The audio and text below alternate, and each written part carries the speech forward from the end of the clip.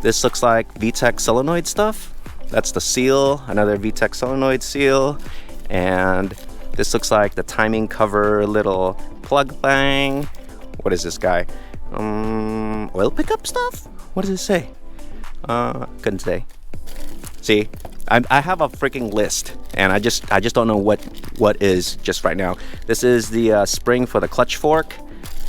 All right, and this is the boot for the input shaft, little shifter thing.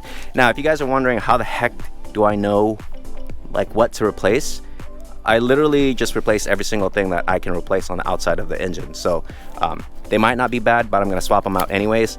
Exhaust manifold gasket. I mean, dude, if you can get these brand new, you should. I think the only thing that you can't get new from Honda right now, as far as gaskets on the outside, is the intake manifold. This is a new crank seal.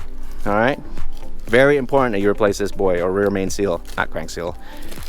Or could be crank seal, I guess. And then here's another seal that might be on the other side of that. And then these are nuts for the valve cover, more nuts. What is this guy? Oh, this is the water pump. Make sure that you get an OEM water pump, because trust me, if the water pump goes bad and you need to take everything apart, it's gonna be a total nightmare, because the water pump is right here. So you're gonna have to redo your timing setup. And then we also got a new oil pump, and those two put together, it's almost, what, 800 bucks? It's like stupid expensive. New thermostat and gasket, that's a must. What is this? This is for the timing tensioner. What else we got?